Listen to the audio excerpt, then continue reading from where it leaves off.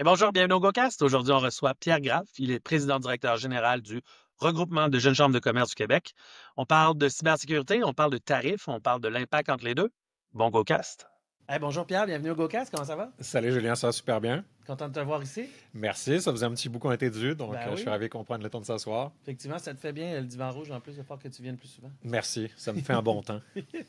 Est-ce que tu peux commencer, Pierre, par nous dire qui tu es, d'où tu viens, ce que tu fais? Oui, donc dans le fond, Pierre Graff, je suis président-directeur général du Regroupement des jeunes chambres de commerce du Québec, qui est une fédération qui représente les intérêts, qui soutient au quotidien plus d'une quarantaine de jeunes chambres de commerce à travers 16 régions administratives au Québec. C'est un bon mandat, c'est assez large quand même. C'est assez large, puis en plus, c'est une job qui vient avec vraiment beaucoup de chapeaux.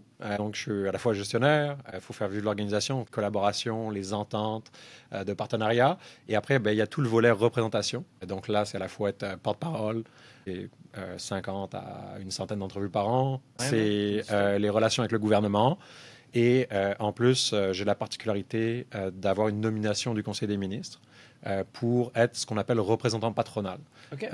Et donc, ça fait qu'on s'assoit au quotidien, mais ça fait qu'on s'assoit vraiment tous les mois avec les autres représentants patronaux, avec les représentants des syndicats et le monde communautaire d'éducation pour déterminer les politiques d'emploi au Québec à ce qu'on appelle la commission des partenaires du marché du travail. Et ça, c'est une partie dont on ne parle pas souvent, mais qui peut prendre 15-20 % de mon temps chaque semaine. Quand même. Là, vous venez de finir votre gros événement, le FERA. Oui. Qu'en est-il? Qu'est-ce que ça fait? En fait, le Forum économique de la relève d'affaires, le FERA, donc l'acronyme, c'était vraiment un moment important pour notre fédération parce que c'est un moment où on va réunir autour de thématiques d'actualité à la fois toutes les jeunes chambres de commerce, les dirigeants des jeunes chambres de commerce, donc administrateurs, employés, les membres des jeunes chambres de commerce, mais également les curieux, parce que ça se veut aussi une vitrine pour ce que sont les jeunes chambres de commerce. C'est-à-dire des organismes qui travaillent à la fois sur l'intégration au milieu des affaires, le rayonnement en affaires, le fait de se bâtir un réseau, avoir accès à des formations, à du mentorat,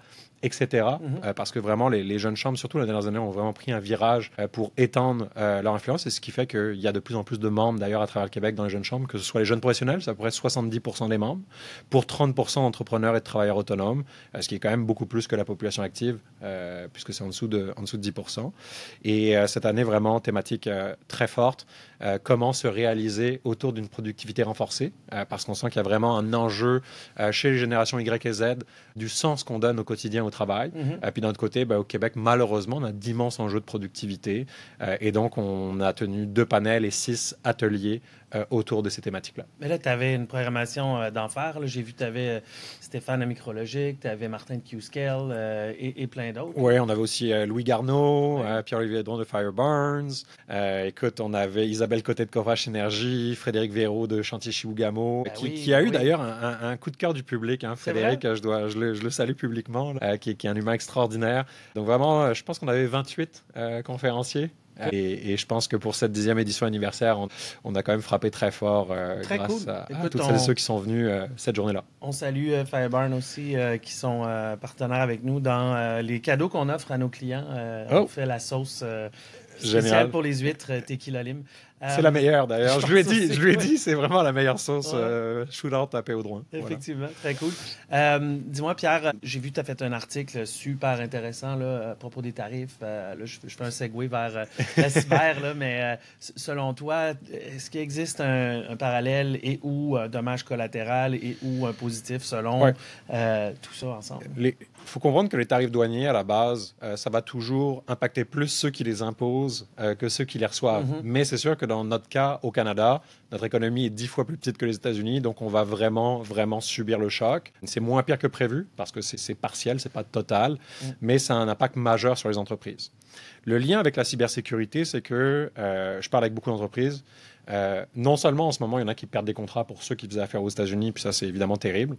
Ça veut dire qu'ils ont complètement gelé leurs investissements. Tous les entrepreneurs à qui je parle me disent « je ne prends pas le risque d'investir », trop d'incertitudes. Vraiment, les tarifs, ça crée ce climat d'incertitude. Avant même qu'il y ait les tarifs qui rentrent en vigueur, on estimait que l'incertitude créée par les menaces, ça avait déjà enlevé 0,5 points à la croissance économique. Donc, c'est majeur. Maintenant que les tarifs sont en cours, on est fixé. Mais donc là, les entreprises vont vraiment, comme quelque part, se recroqueviller sur elles-mêmes.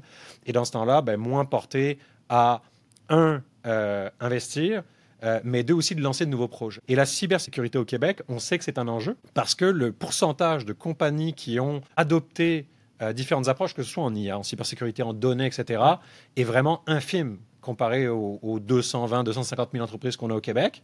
Et moi, je pense que malheureusement, le contexte vraiment va impacter aussi la transition vers ce type de services, vers ce type de technologie. Et donc, ça va poser un immense problème, je pense aussi, de croissance donc, de l'économie à moyen et long terme au Québec. Donc, vraiment inquiétant. On pensait que, surtout avec la loi 25, qui avait forcé les entreprises notamment à au moins s'intéresser à leurs données, avoir au moins une base de structure, peut-être avoir un peu un pied au niveau de ces nouvelles technologies-là, donc cyber, données, IA, ça allait peut-être changer quelque chose. Je pense que ça a amené des changements positifs parce qu'ils n'ont pas eu le choix. Il y a une certaine écoute maintenant, au minimum. C'est ça. Hier, je donnais une conférence justement sur le développement des compétences et l'intelligence artificielle, parce qu'on travaille depuis 1 an avec la firme KPMG sur ce dossier-là. On avait des sondages, ils en ont également pan-canadien. On voit que ça progresse dans les entreprises, mais clairement, on est très, très inquiet parce que la corrélation tarifs, baisse des investissements, état d'urgence un peu dans la compagnie, essayer de trouver vraiment des moyens, se réorienter parce qu'on perd des clients, parce qu'on est inquiet de perdre des clients, etc., fait qu'on mettra beaucoup moins d'énergie. La minute marginale dans l'entreprise à consacrer pour des projets tels que la cyber ne sera pas là. Non, je suis d'accord avec toi. Puis je pense qu'ultimement, de notre côté, et les compagnies qui offrent ce service-là vont devoir être créatifs dans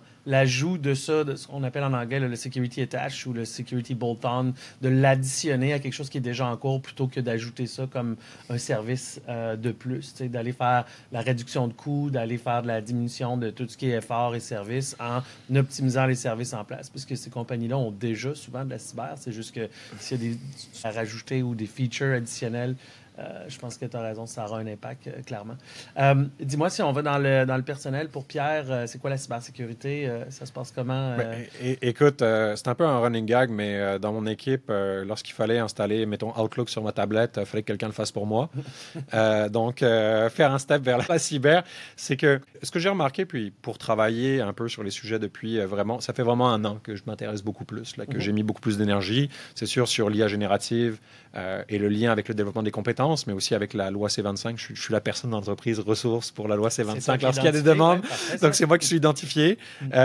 Et c'est que, et je l'ai remarqué, c'est pas juste moi, mais il y a une espèce de peur des gens. On leur parle de cyber, on leur parle d'IA, on leur parle de données. Ça paraît tellement abstrait que les gens sont comme se recroqueviller sur eux, là, puis finalement vont pas faire l'effort d'aller comprendre. Donc, j'ai l'impression que ce qui se passe, c'est qu'on trouve le moyen vraiment de vulgariser ce que c'est pour que le commun des mortels se rende compte que c'est pas si sorcier que ça, puis qu'il y a des étapes, que c'est pareil pour tout le monde, puis qu'évidemment, on peut l'intégrer évidemment dans son quotidien. Donc, écoute, moi, la cybersécurité, c'est sûr que maintenant, mais il a fallu que je travaille grâce à des experts. J'ai eu la chance d'être entouré par un chercheur de McGill qui est très connu, je le salue, M. Cohen, ou d'autres qui ont fait partie d'un comité aviseur justement sur l'IA, puis il y avait un penchant en cybersécurité. Mais si j'avais pas eu ça, je pense que j'aurais pas nécessairement poussé plus que ça, que ce que j'aurais lu, mettons, ou peut-être à des questions que j'aurais posées à une IA générative pour avoir une réponse qui me satisfait, mettons. Je trouve ça le fun que tu dis ça parce que c'est littéralement l'objectif du podcast, c'est de démocratiser la cybersécurité puis de rendre ça simple en ayant des gens de toutes parts, là, que ce soit des experts avec ce que malheureusement les gens pensent avec un hoodie.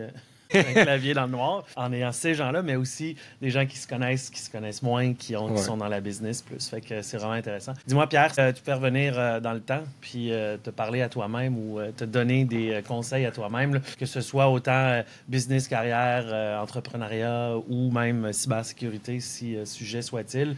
Qu'est-ce que tu te dirais? Outre qu'évidemment, acheter de la Bitcoin puis des actions de Microsoft. Puis... au moins 2 choses. La première, ça aurait été de m'intéresser à la technologie beaucoup plus tôt. Tu sais, je dis pas non plus apprendre à coder, là, parce que tu sais, il y a 2 ans, tout le monde disait il faut apprendre à coder, il faut aller étudier le code. Puis aujourd'hui, les grands PDG disent ça sert plus à rien d'aller apprendre à coder. Donc, ça évolue tellement vite que... Mais le fait d'avoir une compréhension globale des possibilités de la technologie, des bases vraiment sur le fonctionnement de la technologie, je pense que, surtout en tant que gestionnaire, en tant que président, ça apporte vraiment quelque chose de super complémentaire pour être capable d'avoir une vision qui va beaucoup plus loin, qui est capable d'anticiper aussi peut-être certaines tendances. Donc, j'aurais aimé avoir ce trait-là beaucoup plus tôt que je l'ai maintenant.